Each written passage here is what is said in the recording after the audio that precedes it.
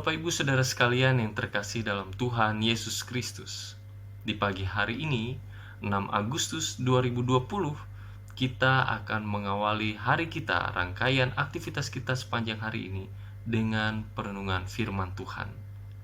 Pembacaan firman Tuhan di pagi hari ini diambil dari surat Yohanes yang ketiga, pasalnya yang pertama, ayatnya yang ke-11. Namun sebelumnya, mari kita mohon bimbingan Roh Kudus untuk pemberitaan firman Tuhan dan perenungan firman Tuhan di pagi hari ini. Mari kita berdoa. Ya Tuhan, terpujilah Engkau, dimuliakanlah nama-Mu. Kami berterima kasih dan kami bersyukur untuk kehidupan yang kami terima sampai saat ini. Terutama di pagi hari ini, kami boleh menikmati kehidupan dan nafas yang baru untuk kami memulai seluruh rangkaian aktivitas di sepanjang hari ini. Kami memulainya juga ya Tuhan dengan perenungan firman Tuhan. Oleh karena itu berfirmanlah atas kami semua, karena kami percaya firman-Mu adalah sumber didikan, firman-Mu juga menegur kami, bahkan firman-Mu membangun iman kami kepada Tuhan Yesus Kristus semakin dewasa.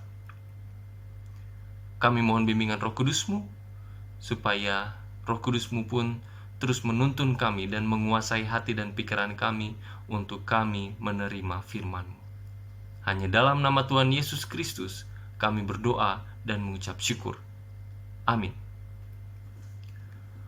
Bapak Ibu Saudara sekalian, pembacaan kita pagi hari ini diambil dari surat Yohanes yang ketiga, pasal pertama, ayatnya yang ke-11 yang menyatakan demikian. Saudaraku yang kekasih, janganlah meniru yang jahat, melainkan yang baik. Barang siapa berbuat baik, ia berasal dari Allah. Tetapi barang siapa berbuat jahat, ia tidak pernah melihat Allah. Demikian pembacaan firman Tuhan, terpujilah Kristus. Bapak Ibu Saudara sekalian, di pagi hari ini kita berbicara tentang kebaikan. Tentunya sudah sering sekali kita berbicara tentang kebaikan dari waktu ke waktu, bahkan dari pemberitaan firman ke pemberitaan firman. Dengan kata lain, ini sudah bukan barang asing lagi buat kita. Tapi bisa saja kita menemukan hal-hal yang unik atau kekayaan lain dari esensi kebaikan itu sendiri. Misalnya sekarang, dalam perspektif Yohanes, kebaikan didefinisikan dengan cara yang sangat sederhana, yaitu barang siapa yang berbuat baik, ia berasal dari Allah. Tetapi sebaliknya, barang siapa yang berbuat jahat, ia tidak pernah melihat Allah. Pernyataan ini menimbulkan satu pertanyaan. Pertanyaannya adalah, sampai saat ini siapa di antara kita yang pernah melihat Allah? Tidak ada yang pernah melihat Allah untuk kita saat ini. Jadi oleh karena itu, apakah kita selama ini berbuat jahat karena kita tidak pernah melihat Allah? Nah, tentunya yang dimaksud Yohanes bukanlah hal yang seperti itu. Yang dimaksud Yohanes adalah barang siapa yang berbuat baik, ia berasal dari Allah.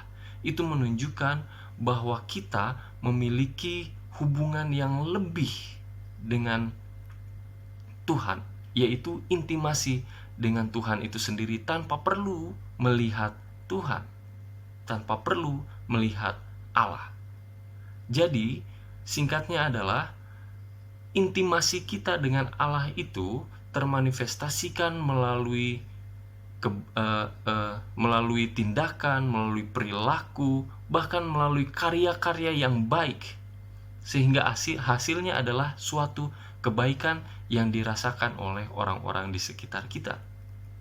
Jadi, kebaikan yang dirasakan oleh orang-orang di sekitar kita itu hasil dari hubungan intim kita dengan Tuhan itu tercermin melalui semua yang kita lakukan.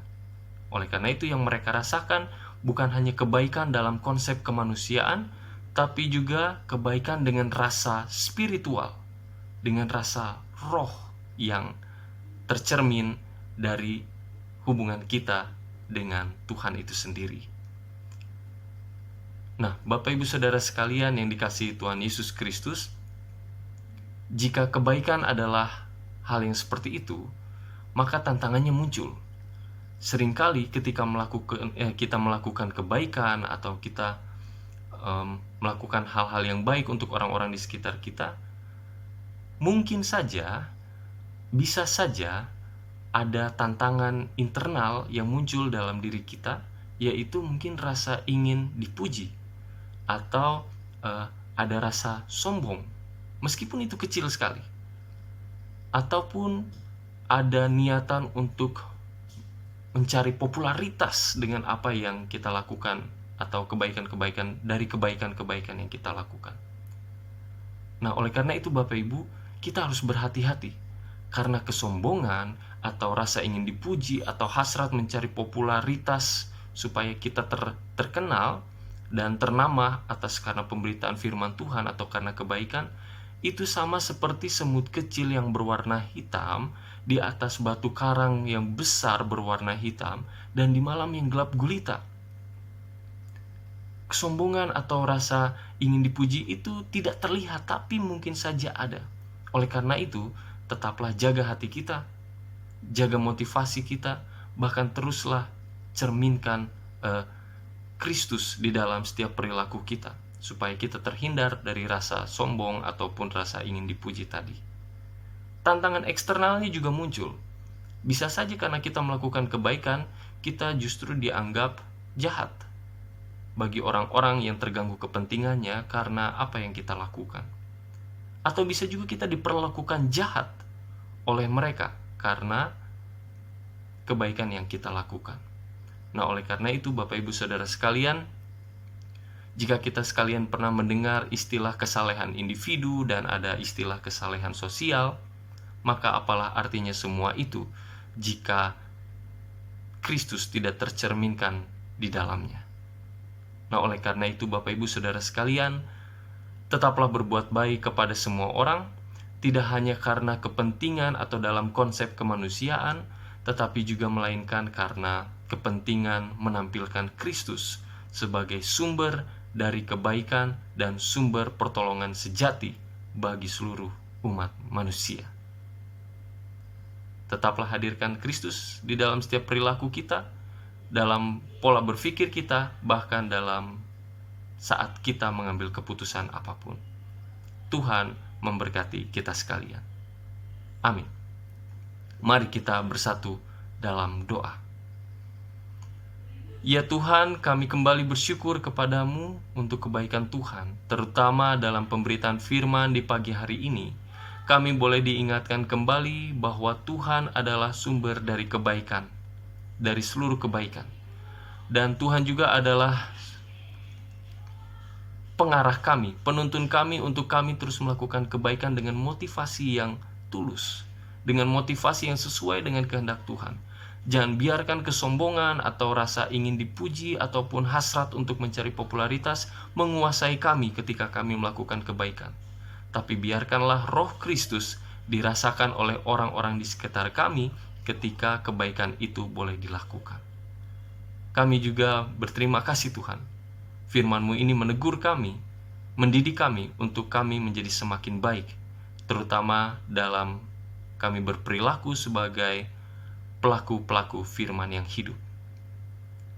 Terima kasih Tuhan, kami terima firman-Mu ini dengan segenap hati kami. Tuhan, kami juga menyerahkan seluruh rangkaian aktivitas kami sepanjang hari ini ke dalam tangan pengasihan Tuhan. Kami mohon perlindungan dari Tuhan, bahkan biarkanlah perlindungan Tuhan itu pun menjauhkan kami dari setiap mara bahaya. Oleh karena itu ya Tuhan, tolong jaga kami, jaga seluruh anggota keluarga kami dimanapun mereka beraktivitas nanti. Tolong jaga keluarga besar kami semua dimanapun kami berada. Oleh karena itu Tuhan, kami berterima kasih dan bersyukur untuk kesempatan yang Tuhan berikan ini. Jangan biarkan kami menyia-nyiakan waktu hidup kami. Hanya dalam nama Tuhan Yesus Kristus kami berdoa dan mengucap syukur. Amin. Selamat beraktivitas. Tuhan menyertai kita sekalian.